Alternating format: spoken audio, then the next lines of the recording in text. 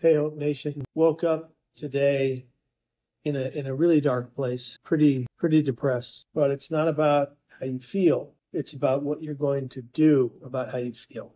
So I woke up. I did 20 minutes of transcendental meditation, repeating a silent mantra to myself, given only to me from my transcendental meditation instructor, Bob Roth, the CEO of the David Lynch Foundation. Thank you, Bob. I did 20 minutes of transcendental meditation as I do every day, in the morning and in the evening. I worked out for 30 minutes at the gym here at the hotel at my own personal Iron Paradise. I got that done. I came in to the spa area of this hotel and I got a green smoothie filled with pineapple, spirulina, ginger, turmeric, I think banana, spinach, dandelion, cayenne, and I think 17 grams of sprouted protein. All of those ingredients are considered brain food. And all of those ingredients, I think for the most part, are anti-inflammatory. And that's going to help me throughout my day feel more energized, feel in better spirits. It's not necessarily going to make the depression go away because I'm in a funk. But look, I'm doing the things to shift my perspective to make me feel better and to get me to a better place by the end of today. If the mood doesn't shift in the next hour, I'm going to start doing 10 push-ups every 10 minutes in my hotel room. But this is part of the deal. When you live, as I do, with bipolar depression, there are ups and there are downs, and it's part of the deal. And the difference between me and some people who never shift their perspective, perception, or state of being is that I'm literally every day doing the work to change my better brain health. I'm not complaining about it.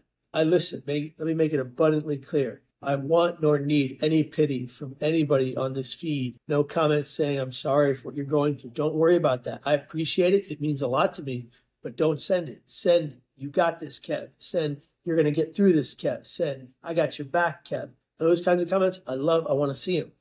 I need no pity because I know how to handle my bipolar depression. I know how to overcome my pain. And I know how to survive any struggle that comes my way. I don't let my pain defeat me. I let it build me brick by brick from the ground up until I'm stronger than ever with these 22-inch pythons. No, they're not, but someday they will be. No, but I'm not fucking around with this mental health recovery and it's a daily occurrence. No day is the same. I don't always fall into depression right in the morning. There are a great many days I wake up vibrant in a great mood. I still do my meditation, but I wake up in a great mood. But today's been one of those days. And, maybe it has something to do with passing time zones. Maybe it has something to do with that coming from the East Coast to the West here in Vancouver, Canada. But let's be clear. I'm here for some great stuff. So let's think about all the things in this moment, in the present, that I have to be thankful for. Number one, of course, is my lovely wife, Margaret. She is my best friend. She's my hero. She is God's greatest gift to me. And we're here on this journey together. And she travels with me all over the world. And she's the best thing that has ever happened to me. And I argue will ever happen to me next to my faith in God.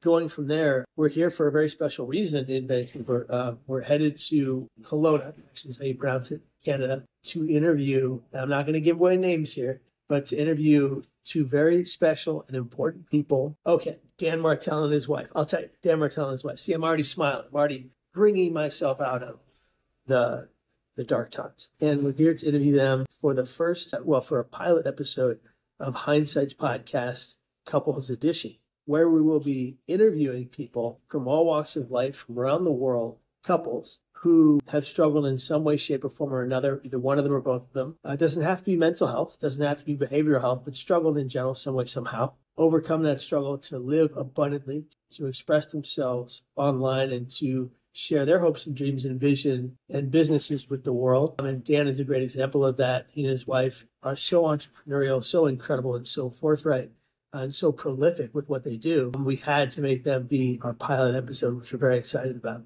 Be in the present, be in the moment, and that's how I feel. So woke up like that, but I'm going to get myself out of it because it's not about how you feel. It's about what you do, about how you feel. Consequently, it's also, when you think about it, when someone hurts you with their words or their actions, it's not about what happened to you. It's really about how you react to what happens to you. So you can take what happens to you and you can become a victim or a sufferer, But if you label yourself a victim or a sufferer, my friends, that's all you'll ever be.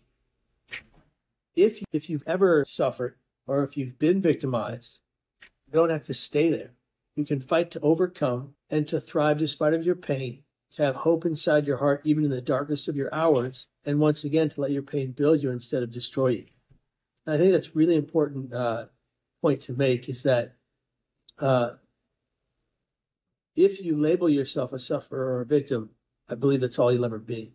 But if you truly become the hero of your own journey, then nothing and no one can stop you in your endeavors to change yourself, change the people around you, or change the world.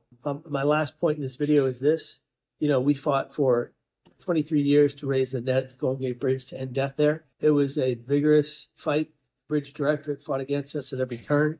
It was hard. And a lot of people didn't agree with us. A lot of people said that it was going to cost too much money. A lot of people said that you're going to ruin the aesthetics of the bridge. What are the aesthetics of a bridge compared to one human life? Your brother, your sister, your fiance, your family, your friend, your grandfather, your grandmother, someone you love unconditionally. And they won't just go somewhere else. Richard Seidman's study of 500 individuals who had attempted off the Golden Gate Bridge and survived showed that only one of them went back to take their life, and they went back to the Golden Gate Bridge. They don't just go somewhere else. And so we learned that, and we were able to implement that and change legislation to save lives. And as of February of this year, I'm very proud and glad to announce, as of February of 2024, for the first time in nearly 90 years, there were 0 suicides at the Golden Gate Bridge. And that's incredible. It's one of the only great success stories in suicide prevention ever, at least in the last 70 years, because traditional suicide prevention on a grand scale is not working. More suicides occur than ever before in the history of the world. Why is that? Why are people dying left and right, of all walks of life, of every ethnic background, of every age? We need to do more, and we need to do better. And I'm here to be a cog in the wheel with my wife to do good and to try to keep people here. So whatever you're going through, whatever you're doing, remember this. If you wake up depressed some days, get down, get to work, change your perspective, change your perception, change your life. Do the work. Because without time, effort, energy, and hard work, because nothing good ever came without it, nothing will ever change. You have an opportunity today to sit in your depression and say, I'm not going to just sit idly by and let this pass. I'm going to do the work. I'm going to change how I feel. I'm going to put in the time, effort, and energy. I'm going to shift my perspective. And I'm going to ask for help. And that, I think, is the key factor here. This morning when I woke up like that, I asked my wife, Margaret, to cuddle me, to hold me. And I know it maybe for you tough guys out there sounds a little soft, but I don't shy away from it. I embrace Margaret. She embraces me. Sometimes I'm even the inside spoon, but she's got my back, literally. And she's there for me in every waking moment of my life, and it's a gift. I know we don't all have a significant other, so I get that it's not that easy, but be grateful for what you do have. Take nothing you see in this world, know where you go, and no one you meet for granted ever again. If you hold gratitude inside every moment, nothing can stop you. Be well and be here tomorrow, friends. And if nobody else says it today, I love you and I want you to stay. See ya.